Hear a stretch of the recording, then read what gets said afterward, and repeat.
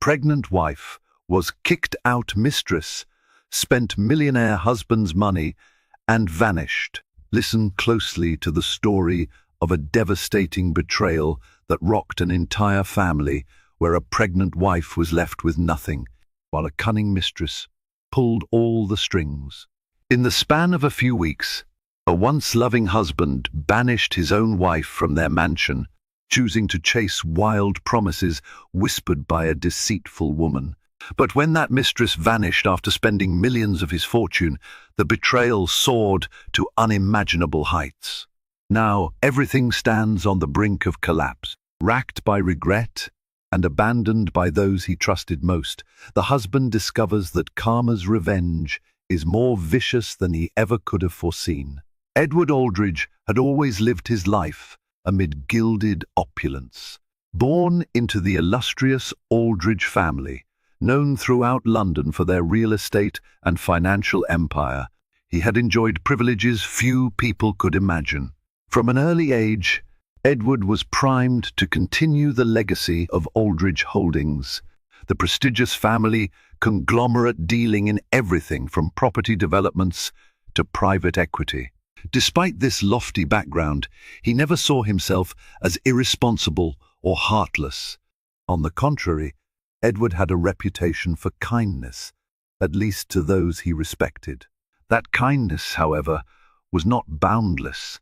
In the same breath that he would donate thousands of pounds to a charity, he could easily, if angered, turn the full weight of his wealth and influence against anyone who crossed him. Yet it was this very duality, a combination of generosity and unyielding pride, that made him so compelling to those around him, and so dangerous to those who got too close. Claire Matthews met Edward 8 years ago at a fundraising gala for a children's hospital in London. She was a bright young lawyer, recently graduated from the University of Cambridge, working pro bono cases on behalf of disadvantaged families.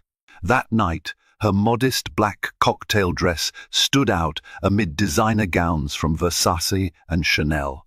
Edward was immediately captivated by her authenticity. She was neither overly enamored by wealth nor intimidated by affluence.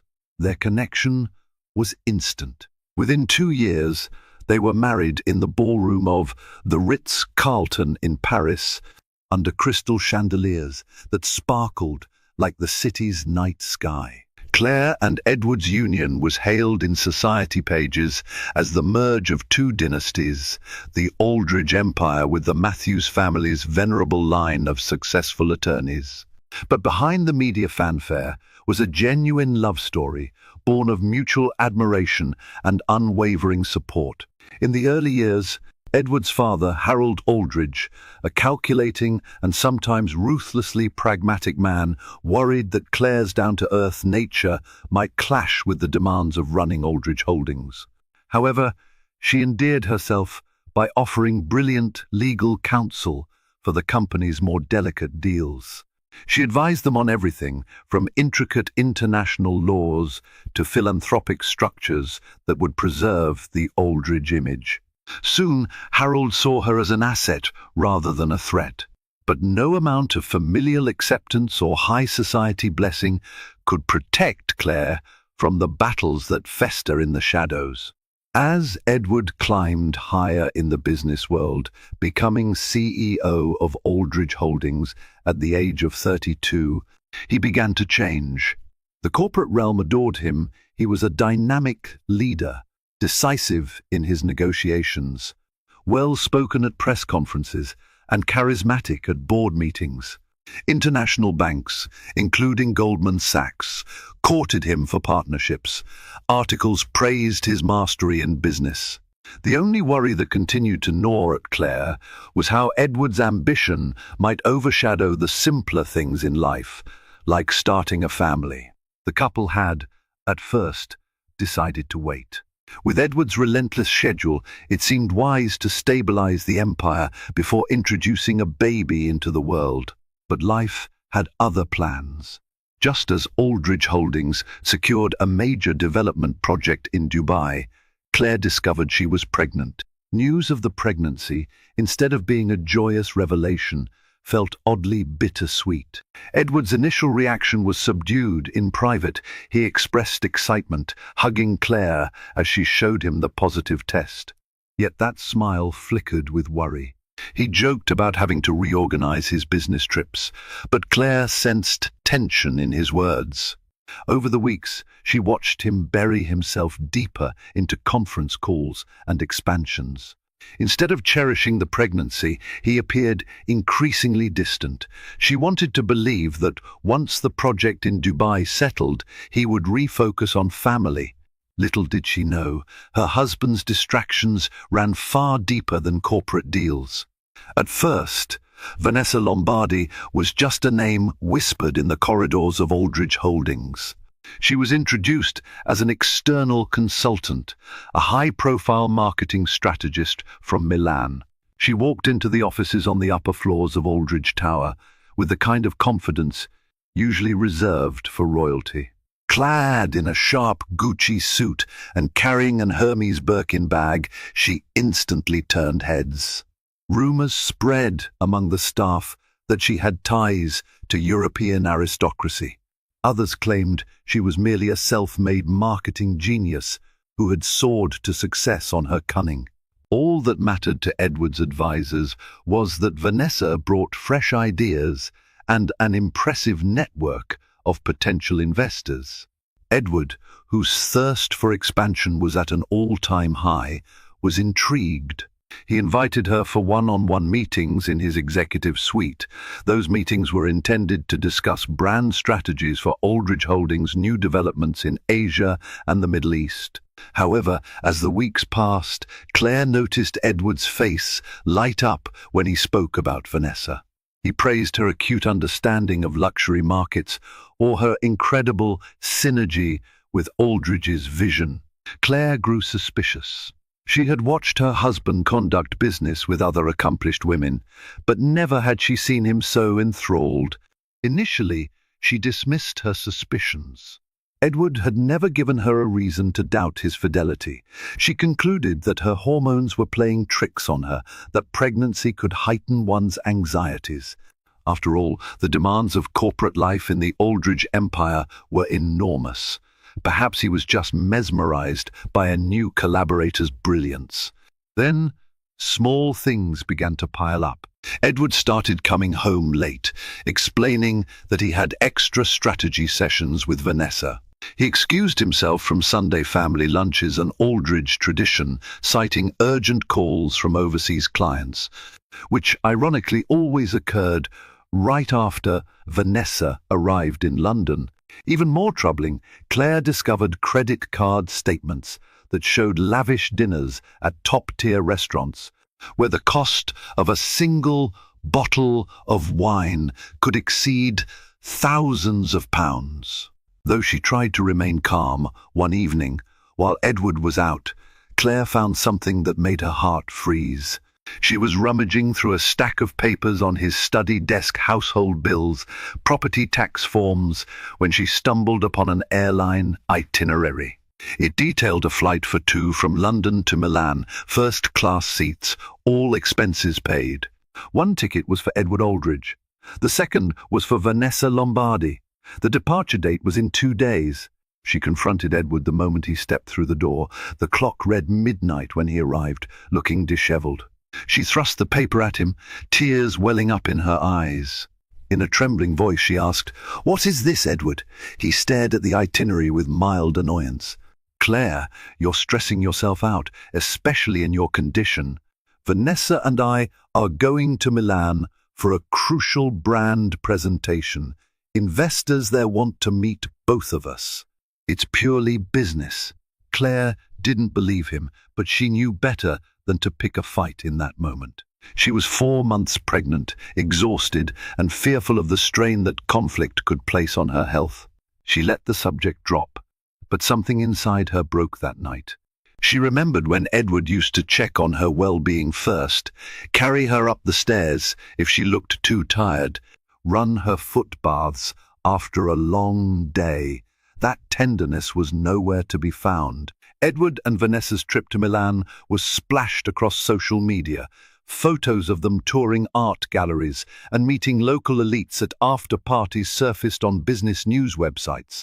The synergy between them was obvious from the snapshots. They dressed alike, exchanged coy smiles, and seemed to be having a grand time extending the Aldridge brand. Claire, meanwhile, was left in London. Life felt surreal. Claire had never imagined she could feel so alone in her own home, a sprawling mansion overlooking Regent's Park, staffed by butlers and maids who tiptoed around her as if she were fragile porcelain. Each day she sensed the staff's pitying glances, as if they, too, recognized the distance growing between her and Edward. In her attempts to save her marriage, she sought out Harold Aldridge for advice. He was, after all, an old hawk in business, but had a surprising fondness for Claire. He invited her for afternoon tea in his estate, an ivy-covered mansion just outside the city.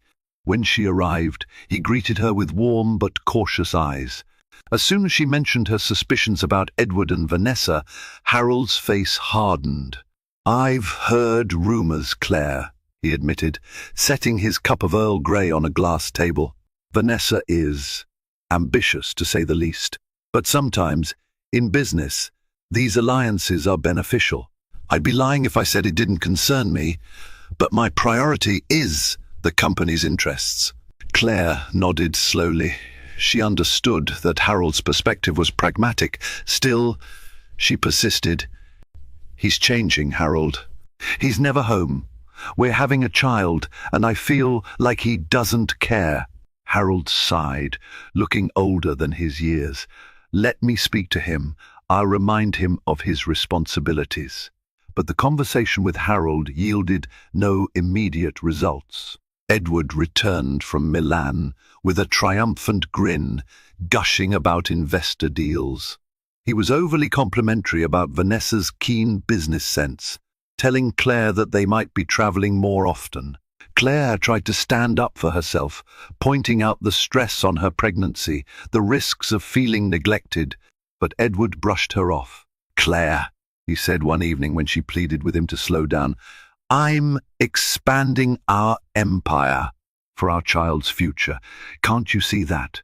Your child will need a father, Edward," she whispered, fighting back tears, "and I need my husband." His only response was an exasperated sigh, as though Claire's worries were inconveniences. "I'm exhausted," he muttered, disappearing into his study, leaving her in a swirl of heartbreak.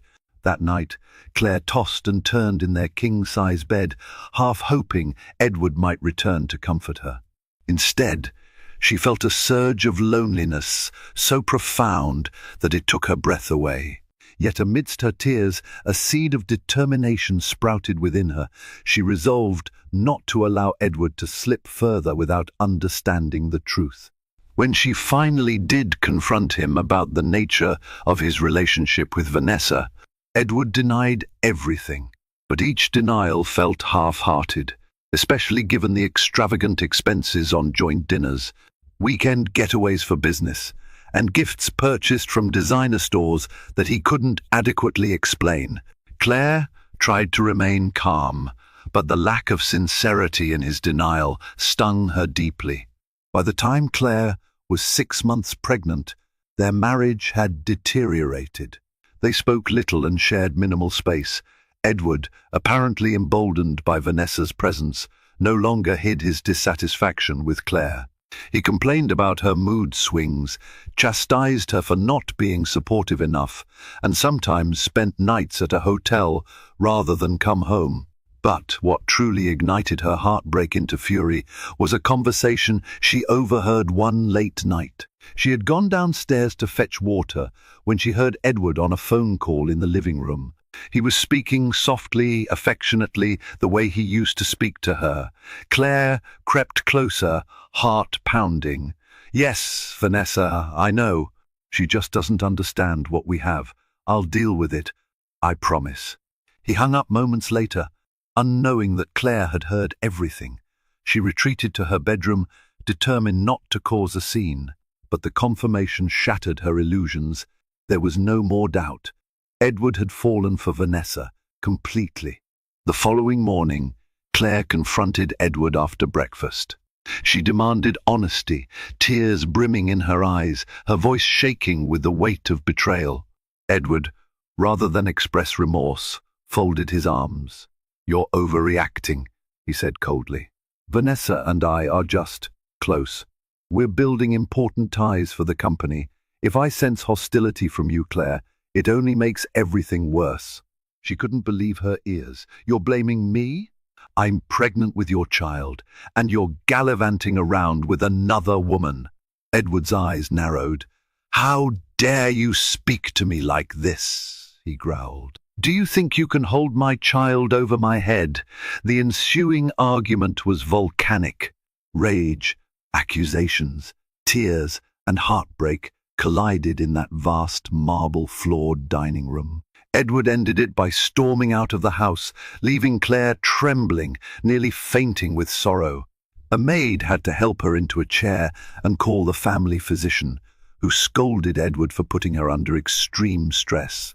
But that scolding only hardened Edward's attitude. 1 week later, in a moment that would forever be etched in Claire's mind, he declared that she should leave the house if she couldn't support his vision. "You can return when you're ready to respect me," Edward said. His voice was quiet but loaded with bitterness. "I don't need someone in this home who tears me down at every turn. You may be the mother of my child, but that doesn't give you a free pass to ruin my life." Fighting through tears, Claire pleaded for him to reconsider. She reminded him of their vows, their love story. He remained stone-faced. Finally, with a mixture of devastation and pride, Claire walked upstairs, packed a few essential belongings, and left her marital home. At 7 months pregnant, she found herself in a taxi, heading toward her parents' smaller but welcoming suburban home. Her mother, Linda Matthews, wept upon seeing her daughter arrive in tears, suitcase in hand, pregnant belly pronounced. "What on earth happened, sweetheart?" she asked, ushering Claire inside. Claire could hardly form the words. All she knew was that she had to protect her unborn child from the chaos raging in Edward's life. She resolved to file for separation if he didn't come to his senses. However, the days passed and no phone call came from Edward. Instead, she learned from Harold that Edward had moved Vanessa into the Aldridge mansion. The staff was apparently instructed to treat Vanessa as the new mistress of the house. With Claire gone, Vanessa wasted no time positioning herself at the center of Edward's life. She managed Aldridge Holdings' marketing strategies, but also turned her attention to Edward's personal finances. She convinced him that investing heavily in innovative projects across Europe would yield extraordinary returns. In truth, these so-called innovations were suspicious ventures spearheaded by her mysterious connections. Edward, enthralled by Vanessa's beauty and cunning, signed off on transfers of large sums from his personal accounts into shell companies he knew little about. When Harold questioned the prudence of these investments, Edward brushed him aside. The father and son's relationship soured. Harold retreated to his estate in frustration. Meanwhile, Vanessa lived like royalty. She used Edward's Black American Express card to buy a brand new Rolls-Royce, presenting it as a corporate necessity to impress foreign investors. She had personal shoppers scour Louis Vuitton, Dior, and Cartier boutiques to cater to her every sartorial desire. The staff at the Aldridge mansion whispered that she spent more in a day than Claire ever did in a month. The most startling transformation was Edward himself. He partied regularly with Vanessa in upscale clubs, posed for paparazzi shots that appeared in tabloid columns, and indulged in extravagances that overshadowed his previous charitable and measured approach. The philanthropic Edward, who once accompanied Claire to children's hospitals, had vanished. Amid this whirlwind of spending, Vanessa began a personal mission to tear down any lingering ties. Edward had to Claire. She insisted that he let the lawyers finalize a divorce, citing that it was bad optics to be legally bound to a woman he had no intention of reconciling with. Edward, bitter and resentful, succumbed to Vanessa's suggestion. Across town, Claire was now 8 months pregnant, trying to hold herself together emotionally and financially. Though she came from a respected family of attorneys, her parents were not nearly as wealthy as the Aldridges. Fortunately, her father, Henry Matthews, was adamant that she would never want for anything. They set up a small guest room, comfortable enough, but a far cry from the opulence Claire had grown used to. Still, she preferred their modest home, brimming with genuine warmth over the cold, cavernous mansion Edward once shared with her. Despite the heartbreak, Claire mustered her strength. She consulted a divorce lawyer, an old friend from her law school days, and prepared to fight for her rights and the welfare of her unborn child. The lawyer assured her that Edward would be obligated to pay child support and possibly alimony. Given the circumstances, still, Claire was anxious. Edward had not only cast her aside, but was under the tight grip of a manipulative mistress. Would he even abide by legal obligations, or would he challenge her to a grueling court battle? The fear of future conflict weighed on her like a boulder. Yet, ironically, this fear also stoked a fire in her heart, an unwavering resolve to protect her child from any harm. If Edward was too blind to see the truth, then she would fight alone. Edward's so-called high of life with Vanessa soon spiraled into something more ominous. He not only granted her access to his personal fortune, but also started to shift company resources toward her recommended projects. Some of these projects never materialized.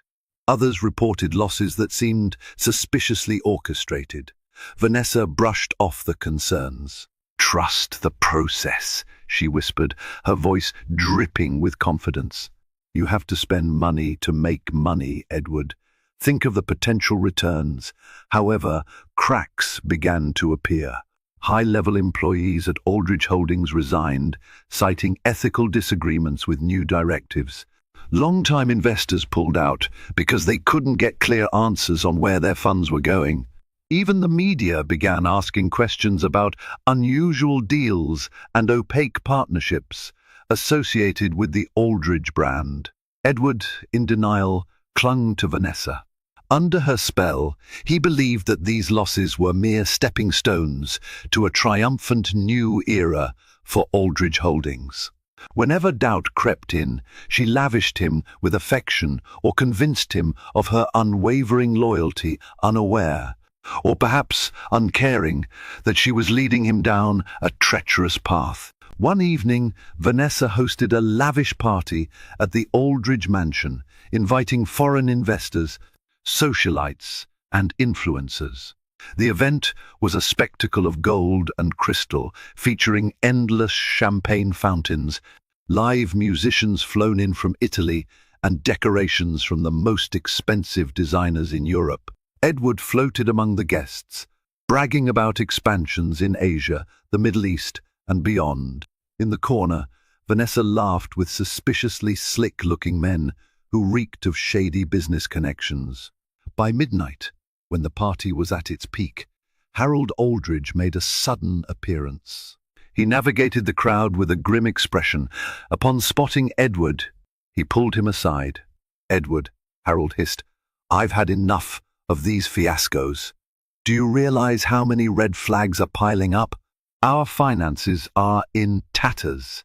Investors have called me non-stop." Edward tried to brush it off, but Harold was furious. "She's destroying you," he said, his voice trembling. "And if you're not careful, she'll destroy everything your grandfather and I built." Edward responded with drunken arrogance, slurring his words. "Old man, go home. Vanessa is the future. You're just living in the past." Incensed, Harold left, vowing he would never watch his son ruin the Aldridge name without a fight.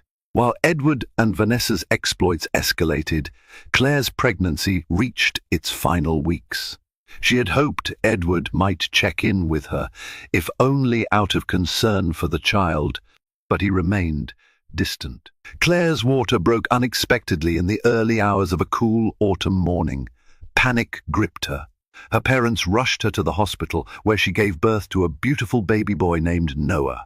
The labor was difficult, prolonged by the emotional stress she had endured in recent months, but the moment she held her son, her heart brimmed with fierce love and protection.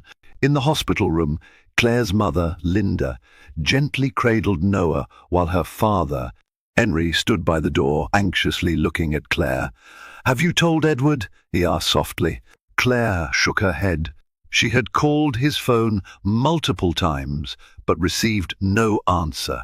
She even tried leaving messages with his personal assistant. Nothing came of it. Edward was absent for Noah's entrance into the world. Though it broke her heart that Edward wasn't there, the experience solidified Claire's resolve. She would raise Noah with or without Edward's support. She hoped, perhaps naively, that once Edward learned of his son's birth, he might come around. That fatherly instinct would awaken, overshadowing any illusions Vanessa had spun. However, a week passed. Then two. No word from Edward, no flowers, no phone call, not even a text. The tabloids, meanwhile, splashed photos of Edward and Vanessa attending glamorous galas. Claire could only shake her head in disbelief. How could the man she once loved, the man who had once wanted to build a beautiful life with her, be so callous? Friends advised Claire to go public with her story, to shame Edward into stepping up. But she resisted. She had always valued privacy, and she didn't want Noah's life to start as fodder for scandal. Instead, she pressed her legal case. Her lawyer filed papers demanding child support and acknowledgement of paternity. At the same time, Harold contacted Claire, expressing immense regret for what his son had done. He asked if he could visit to see his grandson. Despite the fractures in the family, Claire agreed. When Harold arrived, carrying a plush teddy bear bigger than Noah, he wept upon seeing the newborn. "I'm so sorry, my dear," he whispered, his voice choked with guilt. "I never wanted this to happen." "Edward is not himself." Claire nodded, tears stinging her eyes. She wished Harold's apology could erase months of betrayal, but at least he cared about his grandson. She saw how gently Harold held Noah, his gaze a mixture of sorrow and wonder. In that moment, Claire realized that Harold might become the father figure her child needed if Edward was truly lost. Meanwhile, the business side of Edward's life continued to crumble. Audits exposed that large sums of money had been transferred to obscure companies owned by Vanessa's associates. Angry board members of Aldridge Holdings demanded an explanation, but Edward, intoxicated by Vanessa's charms, defended her relentlessly. He believed Vanessa's claim that these were crucial stepping stones to break into untapped markets. But project deadlines came and went without tangible results. Slowly, Edward ran out of excuses. The media caught wind of the fiasco, raising serious questions about fraudulent activities within Aldridge Holdings. Under mounting pressure, Edward turned to Vanessa for reassurance, only to find her elusive. She no longer spent as many nights at the mansion, citing urgent business trips. Desperate for answers, Edward tried to track her whereabouts. To his shock, many of the contact numbers she'd given him turned out to be disconnected. One day, in a moment of panic, Edward attempted to log into a joint account. They had set up a special investment fund that contained a significant chunk of his personal fortune. To his horror, the account was empty. Millions of pounds gone, transferred just days prior to an overseas bank in a country that did not disclose account holders. A wave of disbelief and dread hit Edward. He scrambled to reach Vanessa, calling incessantly, but she didn't answer. He drove to the penthouse apartment he had leased for her in Mayfair. It was vacant. The landlord reported that someone matching Vanessa's description had checked out the previous morning, paying the remainder of the lease in cash. The mistress was gone, and she had taken a fortune with her. Realizing he had been conned, Edward fell into despair. He called private investigators, the police, anyone who might help him locate Vanessa. But in an international city, teeming with transient figures, Vanessa was just another face who had come and gone, a ghost. The scandal rocked the company's foundation. Aldridge Holdings saw its stock plummet overnight when news of the financial mismanagement broke. Investors demanded Edward's resignation. Even Harold, despite his paternal instinct to protect his son, had to agree for the sake of the company's survival. Edward was forced out of his CEO position. Press conferences were held. Aldridge Holdings tried to distance itself from Edward's reckless decisions, emphasizing that most of the suspicious activities had been orchestrated through Edward's personal channels. Nevertheless, the brand's reputation suffered a near-fatal blow, and it took all of Harold's cunning, along with the board's crisis management teams, to keep the company afloat. Edward also found himself personally liable for debts and legal claims. The mansion he and Claire had once shared had been heavily mortgaged in secret to fund some of Vanessa's ventures. Creditors lined up at his door, threatening lawsuits, repossession of assets, and public humiliation. With nowhere else to turn, he retreated to the only place he could think of, his father's estate. Harold, though furious, couldn't bear to see his son homeless. He allowed Edward a spare room, yet their interactions were strained. The father made it clear that Edward was a guest, not the prodigal heir returning triumphantly. Thus, Edward, once a charismatic figure leading an international empire, found himself penniless, disgraced, and alone. He discovered there was more than one kind of homelessness beyond the physical. It was a desolation of spirit, an emptiness that hollowed him from within every time he recalled how he had banished his pregnant wife for a woman who vanished like a phantom into the night. Late one evening, Edward sat in a dimly lit room in his father's estate, flipping through old photographs. His hands trembled as he lingered on an image of him and Claire during their wedding day in Paris. She wore a radiant smile, her eyes brimming with hope while he stood beside her, looking at her as if she were the center of his universe. In that moment, a torrent of regret washed over him. He remembered Claire's gentle touch, the way she hummed soft lullabies even before she was pregnant, envisioning a future with a child, he realized with horror, he had not even met. His son was now a month old. He had missed the birth. Shame and self-loathing threatened to crush him.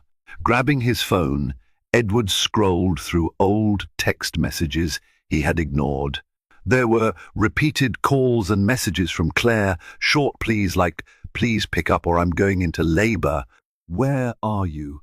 His heart twisted in agony as he pictured Claire alone in a hospital room, suffering both physical pain and heartbreak.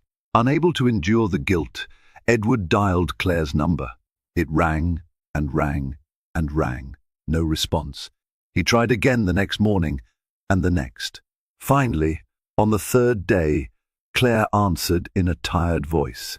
"What do you want, Edward?" Hearing her voice for the first time in months shattered him. He stammered an apology, struggling to find the right words. I'm so sorry," he whispered, tears filling his eyes. "I messed up. I need to see you. I need to see our son." Claire's silence was deafening. When she finally spoke, her tone was resolute. "Why now?" she asked.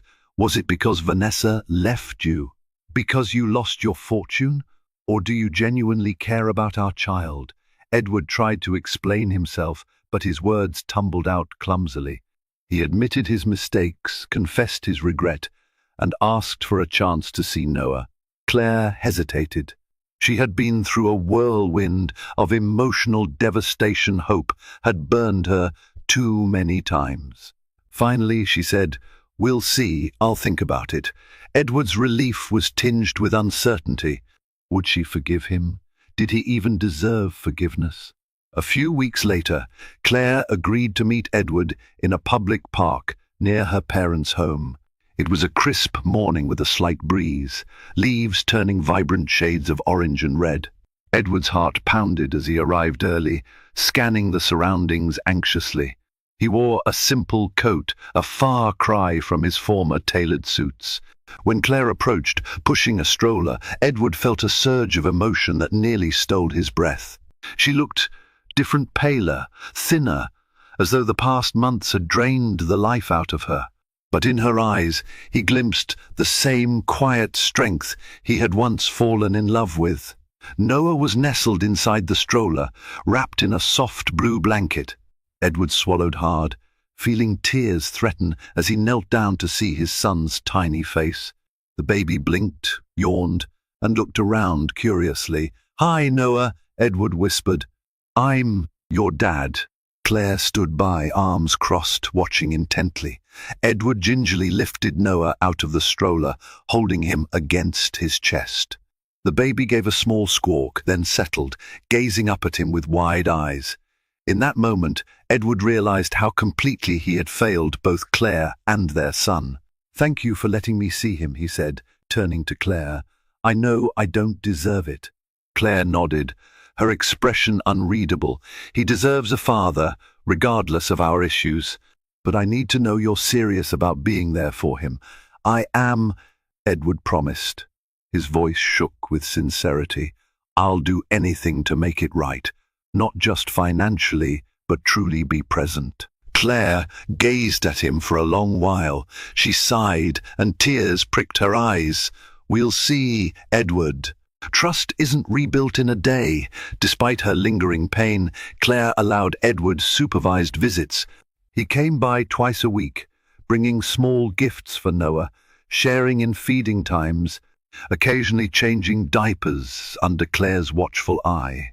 Edward's efforts were clumsy, especially in the presence of her protective parents, who made it clear they had not forgiven him easily. But each time he held his son, Edward felt a glimmer of redemption. The corporate king, who once reveled in boardroom battles, now found his greatest challenge was earning the trust of a baby who didn't even realize the magnitude of his father's betrayal. Meanwhile, Harold oversaw the restructuring of Aldridge Holdings, trying to salvage the family name.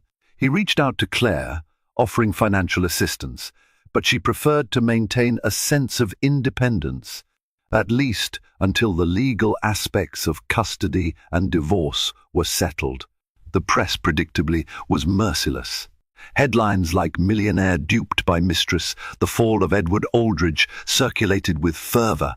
Claire was spared the worst of it, as most tabloids chose to focus on Edward's downfall and Vanessa's disappearance rather than tarnish the image of a grieving mother. Occasionally, Edward would look at the tabloids and cringe. He realized the entire city viewed him as a cautionary tale, a fool who threw away his marriage and fortune for a fleeting fling. But his shame was overshadowed by one desire: to piece together what was left of his life, starting with the family he had forsaken. Just as Edward began showing signs of genuine effort, a rumor emerged that Vanessa had surfaced in Monaco. Edward's private investigator confirmed a possible sighting. She was reportedly connected to another wealthy businessman, moving in circles reminiscent of her time with Edward. The news rattled him. Part of him wanted revenge. He fantasized about confronting her, demanding the millions she had stolen. Another part felt relief. At least he had an answer to where she went. But one unstoppable emotion was guilt. If he had only realized her manipulations sooner, he wouldn't have lost Claire, his position, and his dignity. The private investigator also provided leads indicating that Vanessa might be planning an even bigger con in the future, targeting unsuspecting millionaires across Europe. Though Edward felt vindictive, he lacked the resources to chase her across continents. He had to focus on the present. Nevertheless, the threat of Vanessa lingered like a shadow. He worried that if she returned, she could attempt to sabotage any progress he was making with Claire. He feared that maybe part of him was still susceptible to her manipulations. He prayed that if their paths crossed again, he would have the strength to resist her. Weeks turned into months. Edward tried to prove his sincerity to Claire by taking on odd consulting projects, any legitimate work he could find to support Noah. Though these projects paid a fraction of what he once earned, it demonstrated an important shift in his priorities. He attended parenting classes, surprising Claire with knowledge about feeding schedules, infant health, and child safety. He even began a college fund for Noah with the modest earnings he made. Slowly, Claire saw cracks in her bitterness, replaced by cautious hope. One afternoon, Edward asked Claire if he could visit her parents' home for dinner, a family dinner that included him. Claire hesitated but eventually agreed, provided her father was okay with it. Henry Matthews, initially skeptical, consented for the sake of his grandson. That evening was tense. Edward arrived in a simple car he had purchased after selling his luxury vehicles to cover debts. He wore a casual shirt and jeans, looking more humble than ever. Linda served a hearty meal, and although conversation was stiff at first, laughter emerged when Noah giggled from his high chair, flinging mashed carrots onto Edward's shirt. The comedic moment was a small step toward thawing the ice. Edward rose from the table, carefully taking Noah in his arms to wipe off the carrot-smeared face, cooing at him with a gentleness that surprised everyone. For an instant, the harsh memories seemed to fade, replaced by something that felt almost normal, almost like a family gathering. Even as personal bridges were being rebuilt, legal matters loomed. Claire's lawyer pressed Edward to finalize the divorce or to propose a legal separation that would clarify custody and support. For Claire, any path toward reconciliation, if it ever existed, had to be built on a foundation of honesty and responsibility. She insisted on a formal agreement to ensure Noah's financial well-being. Edward readily agreed to whatever terms her lawyer presented. As if desperate to display genuine remorse, he provided documentation of his current finances, or what was left of them, and arranged for a trust fund for Noah. The process forced both of them to confront their painful history. They had to detail Edward's infidelity and the ways in which he had neglected Claire during her pregnancy. Edward also had to recount the financial ruin Vanessa had caused, including evidence that he had mortgaged the marital home without Claire's knowledge. Claire realized how precarious her life could have been if she had remained in that house, ignorant of Edward's reckless actions. Eventually, a settlement was reached. Claire retained primary custody of Noah, and Edward would have generous visitation rights, along with a strict schedule of child support payments. The divorce was to be finalized within the year unless Claire chose to pause proceedings. Despite her father's urging to finalize and move on, Claire felt compelled to wait just a little longer, curious whether Edward's transformation was genuine or fleeting. While Edward slowly rebuilt a fragile bond with Claire, fate decided to give Vanessa a taste of karmic retribution. Through a chain of events that made global headlines, her new wealthy target in Monaco discovered her attempts to siphon funds into fraudulent companies. The authorities were alerted, and Vanessa was caught trying to escape on a yacht. She was arrested on charges of fraud, money laundering, and forgery. News of Vanessa's arrest flashed across European tabloids. Infamous con artist Vanessa Lombardi apprehended in Monaco. For Edward, it was a strange mix of vindication and sorrow. He felt relief that she might face consequences for the havoc she had wrought, but a small part of him felt renewed guilt for allowing her into his life at the expense of Claire and Noah. Harold wasted no time contacting investigators, hoping to retrieve at least a portion of the stolen funds. It turned out that Vanessa had shifted money through a labyrinth of offshore accounts, but there was a chance that the authorities might trace some of it back to Edward's name. Even if the sum recovered was a fraction of what was lost, it could help Edward settle some of his debts. When the story broke, Claire found Edward outside her parents' home one afternoon. sitting on the porch bench in a pensive state. "I suppose you've heard," she said, breaking the silence. He nodded, looking more peaceful than she had seen him in a long time. "Yes, she's finally been caught." She studied his face, searching for a flicker of joy or vengeance. Instead, he seemed simply weary. "It's over," he whispered. "Maybe now I can truly move on." Claire sat beside him, looking out at the neighborhood. "I hope you do," she said softly, "for Noah's sake and yours." In the weeks following Vanessa's dramatic arrest, the investigators assigned to Edward's case made headway tracing a fragment of the fortune she had siphoned.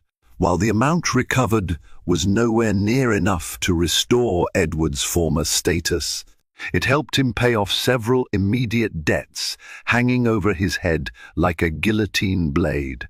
He also managed, through a back-breaking set of negotiations, to refinance the Aldridge mansion. By now, the once gleaming property had lost a portion of its market value due to the negative press, but at least it remained in his name, albeit under a mortgage strict enough to keep him awake at night. Still, it was the closest thing to relief Edward had felt in a long time. With some debts settled and the threat of foreclosure temporarily contained, he noticed a shift in his day-to-day life. For one, the constant ringing of bill collectors ceased to be an hourly torment. When he walked the streets of London, he no longer felt compelled to duck at every passing camera, though the occasional tabloid photographer still lurked around corners. The greatest shift, however, was far more personal.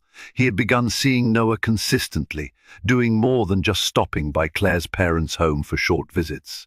If Claire needed groceries, he volunteered to pick them up. If she had a stack of mail to sort through insurance forms and legal documents, he offered to handle the simpler tasks or at least watch Noah so she could concentrate. Though she still had reasons to be wary, Claire reluctantly accepted his help. Her return to part-time legal work was demanding enough, and an extra set of hands, however unsteady they might have once been, was better than none. During those visits, Edward found new meaning in the rhythm of ordinary life bottle feedings, diaper changes, and quiet lullabies in the early evening. He had once been a man obsessed with power, whether that meant cutting multi-million-pound deals or hosting extravagant charity galas to flaunt his influence. Now, the simple act of reading a bedtime story to Noah felt more fulfilling than any business accolade he'd ever earned. Each time the baby cooed in recognition or clutched at his finger, Edward felt a surge of something he could only call redemption. Claire observed his transformation from the sidelines, her emotions tangled in knots. She could see genuine care in his eyes when he held their son, an unmistakable softness that reminded her of the man she had once married. Yet the memories of betrayal lingered, refusing to vanish in a single wave of good intentions. Each time she felt her guard slipping, she reminded herself of the nights she cried alone, pregnant and abandoned, or the humiliating moment he told her to leave their home. Late one evening, after Noah had been tucked into his crib, Edward asked to speak with Claire in the quiet of the living room. Her parents had gone to bed, leaving only the soft hum of the refrigerator and the distant glow of a street lamp outside. Nervously, Edward cleared his throat. He sat on the sofa, elbows on his knees, twisting his hands as if searching for the right words. "I know we have a complicated past," he began, voice trembling with the weight of his confession. "But the more time I spend with Noah, the more I realize I was an utter fool to abandon you and him. Everything I thought I needed with Vanessa was a lie. You were always the reality that kept me grounded." Claire's heart hammered in her chest. A year ago, she would have melted at his sincerity. Now, caution anchored her. "I appreciate your honesty," she said, speaking slowly, "but it's not just about me. You hurt our entire family. You have to prove consistently that you're going to be here, not just physically, but emotionally. Edward swallowed hard, tears threatening to breach his composure. "I love you, Claire," he whispered. "I always have, and I'm not looking for a quick fix or an easy forgiveness. I just want you to know that I'm all in. No more secrets, no more lies." He reached out tentatively, and for a moment Claire let her hand rest in his. The feel of his touch unleashed a swirl of memories, both blissful and agonizing. Tears rimmed her eyes as she recalled her wedding day, her pregnancy, and the heartbreak that came after. "I need time," she said, voice choked with emotion. "I'm not saying never, Edward, but I can't ignore everything that happened. Trust has to be earned." She withdrew her hand gently. Edward nodded, a mixture of sorrow and relief etched into his features. Though uncertainty loomed, they shared a moment of fragile understanding, free, if only briefly, from the bitterness that had once consumed them. And in that single exchange, each realized that while their wounds ran deep, a willingness to heal still remained. The months that followed were a testament to cautious rebuilding. Edward showed consistent devotion to Noah and respect towards Claire's boundaries.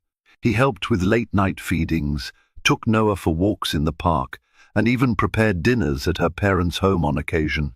He attended therapy sessions to address the shame and trauma from Vanessa's betrayal. Claire witnessed a side of Edward she had nearly forgotten.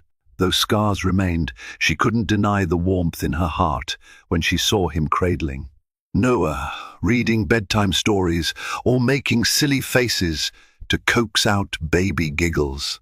For her part, Claire worked part-time at a legal firm that handled family and corporate law. Ironically, her own life experiences made her an even more empathetic advocate for her clients, many of whom faced complex marital or financial disputes. She found purpose in her work, a sense of self that wasn't tied to being Edward Aldridge's wife. Each day she grew stronger. Each day he grew more humbled. They forged a fragile truce, co-parenting in a way that put Noah first. Friends whispered that maybe they would reconcile. Journalists probed for sensational stories, but found themselves disappointed by the quiet normalcy that had taken root. On a cool morning, nearly a year after Noah's birth, Edward invited Claire to see the renovated wings of the Aldridge mansion. He had turned some lavish rooms into child-friendly spaces, a small play area, a cozy living room where they could read to Noah. It wasn't the showy extravagance Claire remembered. Rather, it was functional and surprisingly homey. As they stepped into what used to be the grand drawing room once filled with priceless art, Claire noticed family photos on the mantel. Pictures of her wedding day with Edward, snapshots of baby Noah, even images of her parents with him. It was a simple but powerful gesture. Edward took a deep breath. "I know memories of this house are painful for you. I asked you to leave when you were pregnant, and that's something I'll never forgive myself for. But I'm hoping we can create new memories here, ones that make you feel safe and valued." Claire's eyes lingered on a photograph of her and Edward in happier times. She remembered the day it was taken. They were laughing about some inside joke, entirely oblivious of heartbreak. She turned to look at him. His posture was different, less arrogant, more genuine. She realized she had reached a crossroads, either begin a new chapter of their life together or permanently remain apart. She walked over to him, took his hand, and squeezed it gently. "I can't promise everything will be perfect," she began, voice trembling with emotion. "But I'm willing to try, Edward. Not just for Noah, but because part of me still loves you too." A tear slipped down Edward's cheek. He pulled her into a warm embrace, holding her as if he feared letting go would shatter the fragile peace they had achieved. It wasn't a fairy tale conclusion. It was the start of a second chance, one forged through pain, regret, and the courage to move forward. Though betrayal can tear lives apart, it's our choices afterward that determine whether we remain broken or find a path to healing. Claire and Edward's journey wasn't easy. She faced abandonment at her most vulnerable, while he lost both his fortune and his dignity to a cunning mistress. Yet through relentless perseverance and an unwavering love for their son, they dared to rebuild. In finding the strength to forgive and the humility to atone, they discovered that a family can be reshaped, even when nearly destroyed.